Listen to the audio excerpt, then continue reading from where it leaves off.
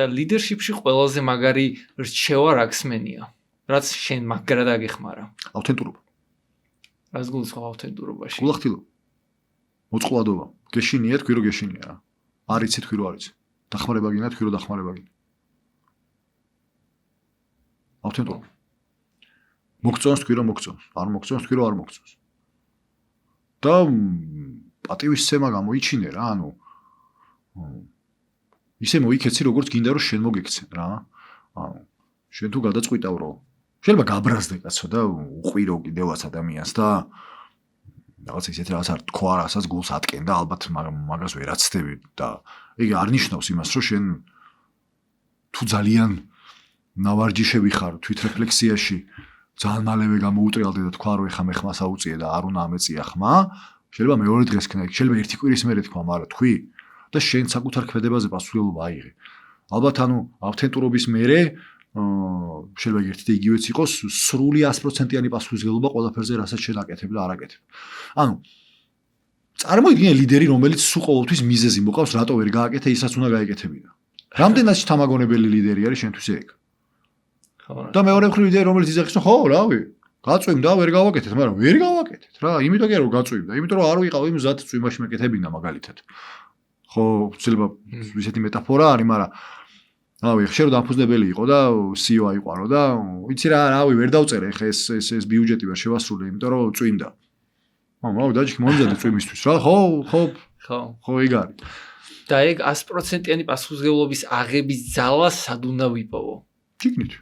შიგნით, სხვაგან ყველაფერი შიგნით არ გაქვს. არაფერი გარეთ არ გაქვს. შიგნით. შენ უნდა იყო მზად, რომ შენ ქმედებებზე და შენ ცხოვრებაზე და შენ სიტყვებზე და შესაბამისად მე რახან ლიდერი ხარ სხვების პერფორმანსებს და ქმედებაზეც შენ აიყო პასუხისმგებლობა რა. ჩემი გუნდის წევრი თუ არ არის შეკავშირებული ხედვასთან, მიზანთან, სტრატეგიასთან და არ არის მოტივირებული და არ გააჩნია საკმარისი უნარები იმისთვის, რომ საქმე აკეთოს, მე შემიძლია ვაბრალო, რომ არ ვარგია ეს ხალხი აღარ უნდა თამათ მუშაობა, შემიძლია ვთქვა, რომ ოკეი, მე რა შემიძლია გავაკეთო მაგისთვის რა, ტრენინგი დავაკელი, საუბარი დავაკელი, რეკრუტმენტში ხო არ შემეშალა, იმიტომ რომ ეგ ადამიანი თავისით ხო არ შემოხდა შენ ორგანიზაციაში რაღაცნაირად ხო აღმოჩნდა. რაღაცა წვლილი შენ არ მიგიძღვის საერთოდ არაფერში, თუ არ მიგიძღვის, მაშინ რანაირი ლიდერი ხარ, რას აკეთებ, აბა. ეგ ხო რაღაცნაირი ცოტა ლოგიკური ჯაჭვი დაირღვევა რა, მე თუ თითი გარეთ გავიშვირე, ნიშნავს რომ ჩემზე არ არის დამოკიდებული. და თუ ჩემზე არ არის დამოკიდებული და არაფრის გაკეთება მე არ შემიძლია რომ ეგ რაღაცა შევცვალო, მაშინ რავი, ხა მაგას უნდა ხო. მაგის მიუხედავად რა შვები მაშინ რა, იმიტომ რომ ეგრე შორს მეწახო. ჩემი გამოცდილებით მოკლედ მე არასდროს არ დამხმარებია თითის გაშვერა რა. არასოდეს. ალბათ რომ დაუბრუნდეთ იმ კითხვას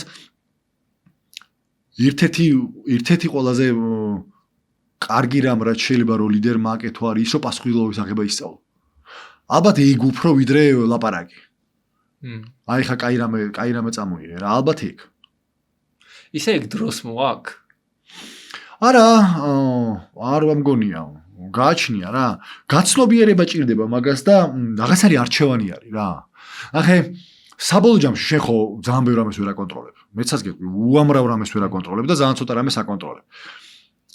და ამავე დროს არ ნიშნავს რომ პასუხისმგებლობა არ უნდა იყოს შენ ცხოვრებაზე. და შენ შეიძლება იყო მსხვერპლი, შეიძლება იყო ლიდერი რა. ეგ შენი არჩევანი არის. ნებისმიერ სიტუაციას მე აგიხწერ. აი ნებისმიერ სიტუაცია მომყარე მაგალითად მე შემიძლია მოგიყვე ლიდერის პოზიციიდან და შემიძლია მოგიყვე მსხვერპლის პოზიციიდან. მე შემიძლია მოგიყვე ისტორია. მე თანამშრომლები არ მიჯერებენ.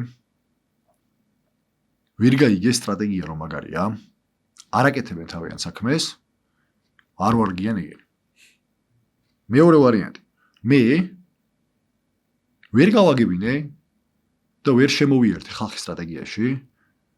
ვერ აღწერე სტრატეგია რატო არის კარგი და რატო არის ცუდი. არ მოვისმინე სხვების და მაგათი ინფუთი არ შემოვიტანე. და აქედან გამომდინარე არ აქვს პერფორმანსი. ერთი და იგივე მოვლენა აღწერე ორ სხვადასხვა. ეგ შენი არჩევანია მაგას როგორ აღწევ, რომ ერთშიც და მეორეშიც სიმართლის რაღაცა დატავალი ყველა ვარიანტში არის რა.